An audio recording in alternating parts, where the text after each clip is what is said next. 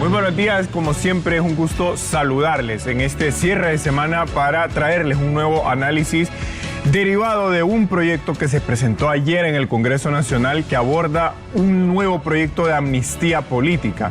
Y vamos a explicar, un poco el alcance de lo presentado y en comparación a lo que se aprobó tanto en el gobierno anterior de Libertad y Refundación. Y un primer punto de partida que mucha gente no recuerda o no conoce, que de hecho fue una primera amnistía política que se aprobó en el 2010, de hecho después del golpe de Estado de 2009. Lo primero para empezar a contrastar es justamente la amnistía que aprobó el gobierno anterior, que fue, ya sabe usted, el decreto 4/2022.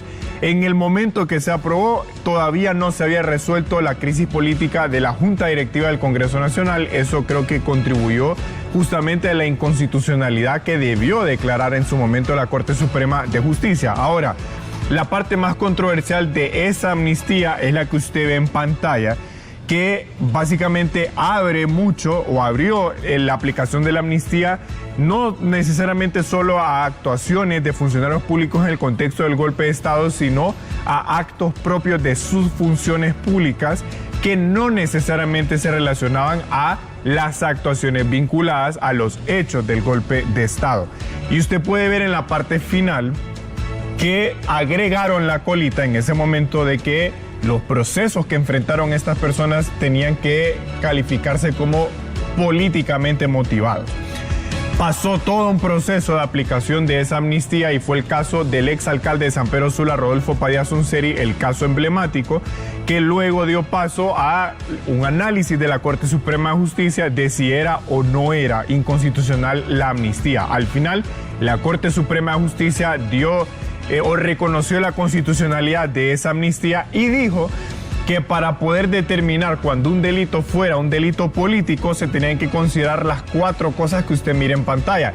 Y les voy a decir algo, compañeros, ahora que hay un nuevo proyecto de amnistía, el hecho de que la Corte reconociera la constitucionalidad de la amnistía a como la aprobó el gobierno de Libre es lo que le puede ayudar ahora al Congreso actual a promover una amnistía en contextos o en hechos y argumentos similares para que sea constitucional, aun cuando tal vez el texto de lo planteado también pueda llegar a ser inconstitucional, similar a lo que en su momento aprobó Libre. En el 2010, y esto no mucha gente lo sabe, se aprobó un decreto de amnistía después del golpe de Estado y se contemplaron los delitos que están en pantalla: traición a la patria, forma de gobierno, terrorismo, sedición, usurpación de funciones, entre otros, y comprendió los hechos ocurridos entre el 1 de enero de 2008 y el 27 de enero del 2010. Ahora, yo sí creo que los diputados que presentaron el nuevo proyecto también tienen que revisar lo que se aprobó en su momento, porque hay cosas que meten en el nuevo proyecto de amnistía que están en el decreto que se aprobó en el 2010, que de hecho lo firmó el expresidente Lobo el 27 de enero de 2010 cuando tomó posesión. Y cabe destacar que yo creo que este puede ser el por qué presentan un nuevo proyecto de amnistía, que de ese decreto de 2010, ustedes pueden ver en pantalla, se excluyeron algunos delitos, entre ellos violaciones de los derechos humanos. Y por ejemplo, el caso de Isi Obed Murillo es un delito común, es decir, es un asesinato, en este caso un homicidio.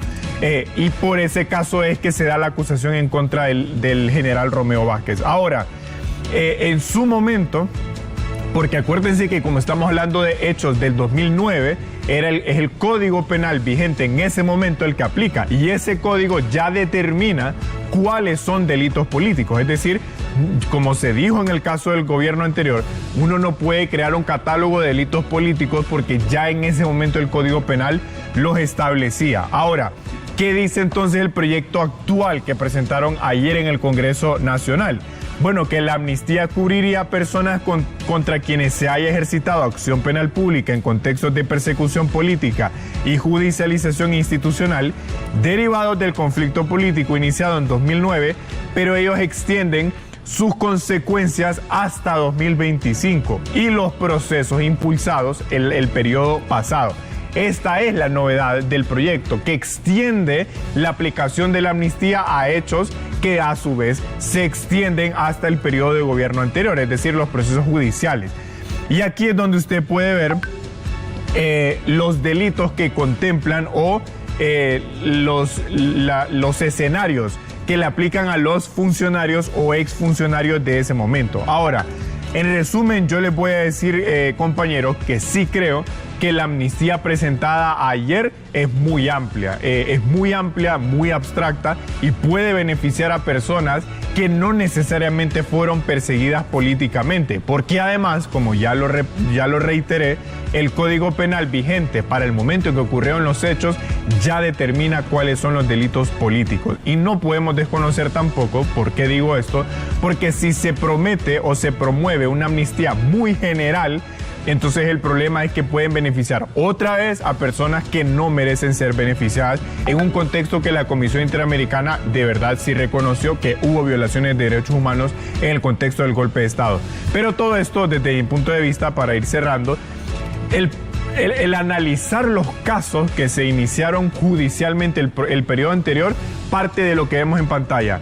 La conjunción entre el Ministerio Público, la independencia judicial y el control político. Pero también les voy a decir que si se aprueba la amnistía, es un paso más para el tema del juicio político, que va a ser el fantasma, que va a estar en el fondo hasta en tanto el Congreso tome una decisión al respecto. Así que veremos cómo queda la versión final del decreto.